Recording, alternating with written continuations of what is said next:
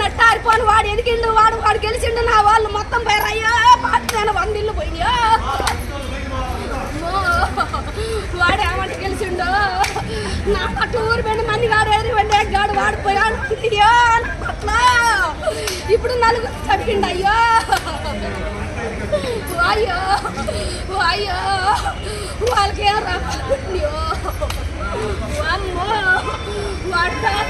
వాడిపోతారా మీరు ఏ బాధ చేసుకున్నారు అయ్యో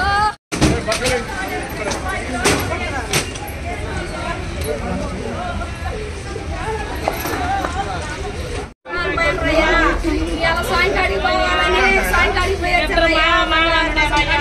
పోయొచ్చుంటే కాపలేసు ఊరు పెండి మండి ఊరు పెండి ఏగయ్యా వాళ్ళు రౌడీలు పెట్టి కొట్టించారు అయ్యో వాళ్ళ తాళ్ళు ఎవరు దిగుతాయి అయ్యో ఇప్పుడు నలుగురు పట్టు పెట్టుకున్నారు అయ్యో వాళ్ళు మళ్ళీ వాళ్ళకి పెట్టుకున్నారు అయ్యో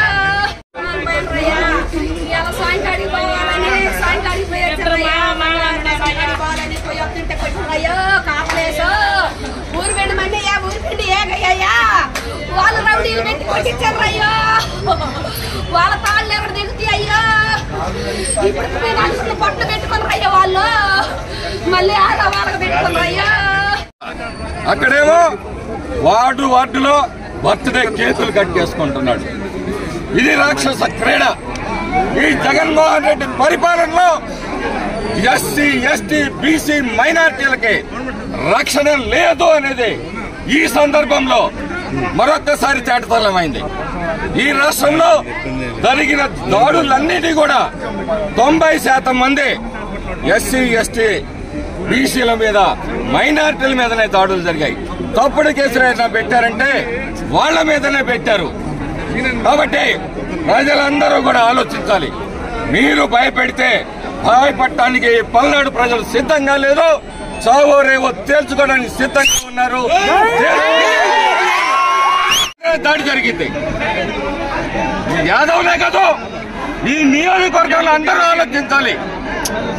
ఇలాంటి అరాచక శక్తులకి అవకాశం ఇస్తే భవిష్యత్తులో అందరి మీద దాడులు జరుగుతాయి.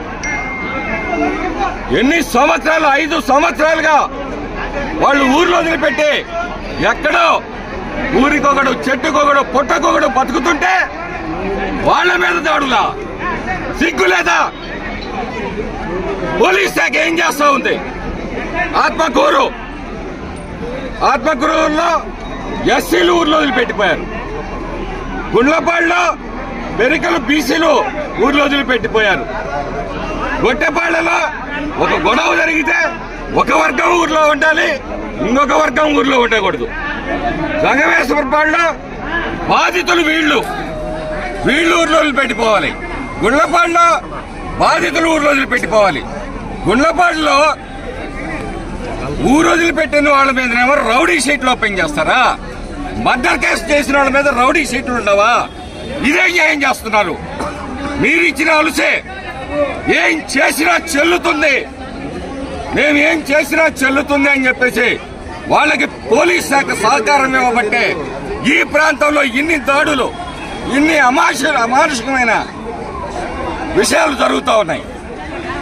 ఒకటే చెప్తున్నా, గుళ్లపాడులో మర్డర్ చేసిన వాళ్ళ మీదనేమో రౌడీ షీట్ లేదు, తప్పుడు కేసులు పెట్టిన వాళ్ళ మీద రౌడీ షీట్లు ఓపెన్ చేశారు. ఇదేంటంటే పోలీస్ శాఖ డిస్క్రిమినేషన్ అంట. వాళ్ళు ఇష్టం వచ్చినట్టు చేయొచ్చంట. అంటే లా అండ్ ఆర్డర్ని కాపాడటం కదా మీరు చేయాల్సిందే. ఎలక్షన్లు వస్తున్నాయి, ఏ విధంగా వాళ్ళకి సహకరించాలని ఆలోచనతో గుళ్లపాడులోనేమో మర్డర్ కేసుల ముద్దాయిల మీద రౌడీ షీట్లు పెట్టకుండా అమాయకుల మీద రౌడీ షీట్లు పెట్టి వేధిస్తున్నారు.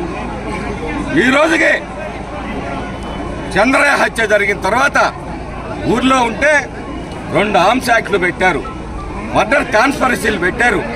ఎక్కడో గొట్టపాళ్లలో గొడవ జరిగితే నేనెక్కడో తిరుపతిలో ఉంటే నా మీద కేసు పెట్టారు. ఏం జరుగుతుంది ఇక్కడ? సమాజం ఆలోచించాలి, మేధావులు ఆలోచించాలి. ఎవరికి భయపడే ప్రశ్నే లేదు. ప్రాణాలు ఒక్కరోజే పోతాయి. అంతేగాని ప్రతి నిమిషం చస్తూ బతుకుతూ భయంగా ఈ పల్నాడు ప్రజలు బతకాల్సిన అవసరం లేదు. సావో రేవో ఒకే రోజు తెలుసుకునే సమయం ఆసన్నమైందని చెప్పి ఈ సందర్భంగా చెప్తా ఉన్నాను.